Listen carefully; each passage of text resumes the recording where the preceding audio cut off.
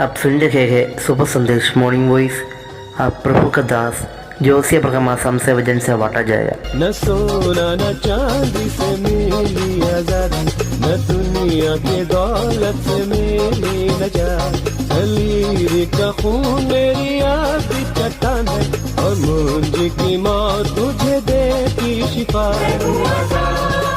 मर्दन के द्वारा सोना मेरा दाम था, और मेरा दाम मसीह का खून है, बड़ा दाम मोहब्बत का।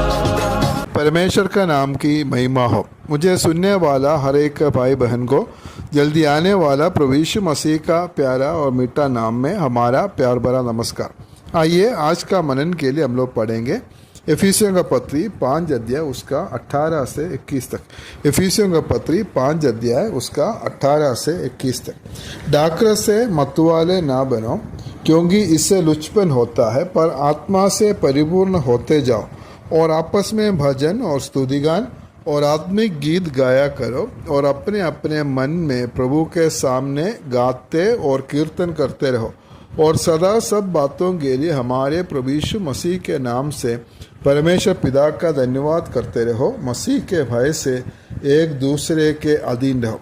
पिछले सप्ताह में हम लोग देख रहे थे कि जो पवित्र आत्मा से परिपूर्ण होकर जीने वाला जीवन के बारे में, पवित्र आत्मा की परिपूर्णता का मतलब हम लोग देखा, पूरा रीति से पवित्र आत्मा का अधीन होकर एक जीवन को जीना है।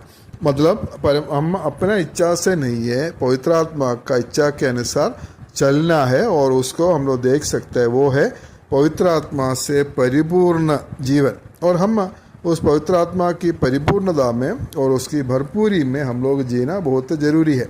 और ऐसा पवित्र आत्मा से परिपूर्ण होकर रहने वाला जीवन का कुछ विशेषता हम लोग पिछले दिनों में हम लोग देख रहे थे।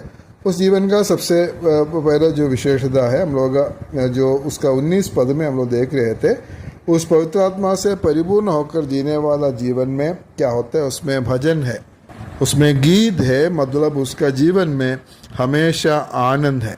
जीवन में कुछ भी परिस्थिति आ जाए, लेकिन उसका बीच में भी वो आनंदित हो सकता है, और वो प्रभु के लिए गाते हैं, कीर्तन करते हैं और आनंदित होते हैं। और हम लोग देख रहे थे उस जीवन का विशेषता है वो एक आराधना का एक जीवन है। पवित्र आत्मा से परिपूर्ण होकर जीने से उस जीवन में हमेशा प्रभु की आराधना करता है, चाहे खाओ चाहे पियो, कुछ भी करो, सब कुछ परमेश्वर की प्रभु की महिमा के लिए करना है। और हम लोग पिछले सप्ताह में देख रहे थे इस प्रकार पवित्र आत्मा से परिपूर्ण होकर रहने वाला जीवन में क्या होता है, धन्यवाद होता है। हर एक बात के लिए परमेश्वर की धन्यवाद देता है, और हम वो 20 पद में हम लोग पढ़ते हैं। और हमारा जीवन में कुछ भी परिस्थिति आ जाए और उसमें हम लोग परमेश्वर की धन्यवाद दे सकता है। कोई भी बीमारी, कोई भी परेशानी हमारा जीवन में आने से भी हम परमेश्वर को धन्यवाद दे सकते हैं, क्योंकि हम लोग रोमियों का पत्री 8 का 28 में हम लोग पढ़ता है कि जो लोग परमेश्वर से प्रेम रखता है उनके लिए सब बातें मिलकर भलाई को उत्पन्न करते हैं। परमेश्वर हमारा जीवन में जो कुछ करते हैं उसके द्वारा हमारा भलाई को परमेश्वर चाहता है। और हम लोग अगले बात को हम लोग आएंगे, हम पवित्र आत्मा से परिपूर्ण होकर रहने वाला जीवन का विशेषता क्या है। हम लोग 20 पद और एक बार पढ़ने से, सदा सब बातों के लिए हमारे प्रभु यीशु मसीह के नाम से परमेश्वर पिता का धन्यवाद करते रहो। हर बात के लिए परमेश्वर की धन्यवाद करना है। हम लोग देखा पिछले सप्ताह में हमारा जीवन में कुछ भी समस्या होने से हम परमेश्वर को धन्यवाद दे सकते हैं, क्योंकि हम जान सकते हैं, हमें मालूम है कि वे हमारा भलाई के लिए परमेश्वर करते हैं। लेकिन बहुत बार हमारा जीवन में भलाई होने से भी हम लोग क्या करता है, धन्यवाद देना भूल जाते हैं। हम धन्यवाद नहीं दे पाते। परमेश्वर हमारे जीवन में कुछ भलाई करने से भी हम लोग परमेश्वर को धन्यवाद नहीं देते हैं, और इसका जो कारण है, हम हमारा जीवन में संतुष्ट नहीं है। परमेश्वर जो कुछ हमें देता है उसमें हम लोग तृप्त नहीं है, इसलिए हम लोग परमेश्वर को धन्यवाद नहीं दे सकता है। पवित्र आत्मा से परिपूर्ण होकर जीने वाला एक व्यक्ति का जीवन में क्या होता है, उसका जीवन में संतुष्टि है। It's a life of containment, संतुष्टि के साथ, तृप्ति के साथ एक जीवन। भजन संगीता 103 का 1 और 2 पद में हम लोग पढ़ते हैं, हे मेरे मन यहोवा को धन्य कर और जो कुछ मुझ में है वो उसके पवित्र नाम को धन्य कर। हे मेरे मन यहोवा को धन्य कर और उसके किसी उपकार को ना भूलना। परमेश्वर जो कुछ उपकार हमारा जीवन में करते हैं उसका किसी उपकार को नहीं भूलना है और परमेश्वर को धन्यवाद देना। और ऐसा धन्यवाद देना है तो हम लोग हमेशा संतुष्ट होना चाहिए, तृप्त होना चाहिए। परमेश्वर जो कुछ हमारा जीवन में देते हैं उसमें हम लोग हमारा संतुष्टि है, हम उसमें खुश होना बहुत ज़रूरी है। हम मनुष्य लोगों का एक समस्या है, मनुष्य कभी भी संतुष्ट नहीं है। जितना भी उसको मिलते हैं उसमें वो खुश नहीं है। पैदल जाने वाला एक व्यक्ति सोचेगा एक साइकिल होने से ठीक है, एक साइकिल उसको मिलने से उसमें खुशी नहीं है और उसको एक बाइक चाहिए। एक बाइक अगर मिलेगा तो फिर उसका वो सोचेगा एक गाड़ी होने से अच्छा है, एक छोटा वाला गाड़ी होने से उसको फिर बड़ा चाहिए और कभी भी वो तृप्त नहीं रहता है। ये हम सब मनुष्य का स्वभाव है। लेकिन पवित्र आत्मा से परिपूर्ण होकर हम लोग रहेगा तो परमेश्वर जो कुछ हमारा जीवन में देते हैं उसमें हम लोग खुश रह सकता है, संतुष्ट होकर हम रह सकता है और परमेश्वर को धन्यवाद दे सकता है। तीमुथियुस का पहला पत्री 6 अध्याय उसका 6 पद में हम लोग पढ़ते हैं, संतोष सहित भक्ति बड़ी कमाई है। हमारा भक्ति मसीही जीवन संतोष सहित अर्थात जो संतुष्टि के साथ होना चाहिए। अगर ऐसा संतुष्टि हमारा जीवन में होना है तो हम पवित्र आत्मा से परिपूर्ण होना बहुत जरूरी है। इसराइल लोगों के बारे में हम लोग गिनती का किताब में हम लोग देख सकता है। गिनती का किताब 11 अध्याय उसका 4 और 5 पद में हम लोग देखता है कि वे लोग कुटकुटाता है और वो हम लोग ऐसे पढ़ता है, फिर जो मिली जुली भीड़ उसके साथ थी वो कामुकता करने लगी और इसराइली भी फिर रोने और कहने लगे, हमें मांस खाने को कौन देगा?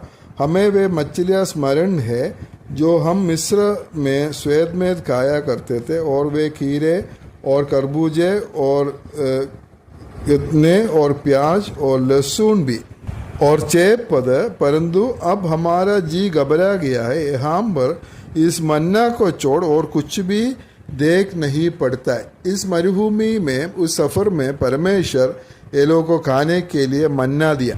उसके बारे में हम लोग देख सकते हो स्वर्गीय भोजन है, परमेश्वर उसको देते हैं। और मन्ना के बारे में हम लोग पढ़ते हैं 7 पद में, मन्ना तो धनिये के समान था और उसका रंग रूप मोती का सा था। और 8 पद में, लोग इधर उधर जाकर उसे बटोरते और चक्की में पीसता था, ओखली में कूटते थे, फिर तसले में पकाते और उसके फुलके बनाते थे और उसका स्वाद तेल में बने हुए पुए के समान था। एकदम जो स्वादिष्ट, सबसे स्वादिष्ट जो भोजन, देखने में बहुत अच्छा भोजन और वो लोग का तंदुरुस्ती के लिए जो बढ़िया भोजन परमेश्वर वो लोग को दिया है। तब ये लोग कुटकुटाता है कि हम मिस्र देश में जो खाया हुआ मांस और खीरा, तरबूज, प्याज, लहसुन ये सब हमें चाहिए बोलकर वो लोग कुटकुटाते हैं। मतलब सबसे अच्छा भोजन परमेश्वर वो लोग को देने से भी वो लोग कुटकुटाता है। हमारे जीवन में भी बहुत बार परमेश्वर हमारे जीवन में जितना भी उपकार करने से भी, जितना भी भलाई परमेश्वर हमारा जीवन में देने से भी हम लोग कुटकुटाते हैं क्योंकि हम लोगों को तृप्त नहीं है।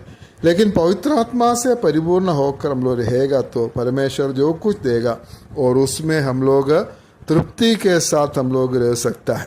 और पवित्र आत्मा से परिपूर्ण होकर रहने वाला जीवन का जो आखिरी विशेषता हम लोग उसका इफिसियों का पत्री 5 का 21 में हम लोग पढ़ते हैं, मसीह के भय से एक दूसरे के अधीन रहो। वो एक अधीनता का एक जीवन है, it's a life of submission. अधीन रहना बहुत मुश्किल बात है, कोई किसी का अधीन नहीं रह सकता। हम सोचते हैं कि हमें सब कुछ जानते हैं, हम सबसे बड़े हैं, सभी लोग हमारा अधीन रहना चाहिए। लेकिन अधीन रहना है तो हम लोग पवित्र आत्मा से परिपूर्ण होना है।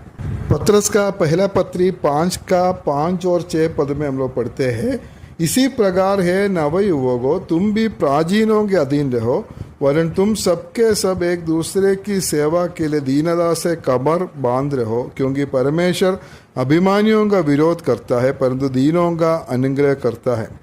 इसलिए परमेश्वर के बलवंत हाथ के नीचे दीनता से रहो, जिससे वो तुम्हें उचित समय पर बढ़ाए। एक अधीनता का एक स्वभाव होना चाहिए, नम्र होने का एक स्वभाव होना चाहिए। आज बहुत जगह में हम लोग देख सकते हैं जवान लोग, खास करके कलीसिया में जवान लोग प्राचीनों का अधीन नहीं रहता, उनका खिलाफ में खड़े होते हैं। इसका वजह से कलीसिया में बहुत सारा समस्या आते हैं।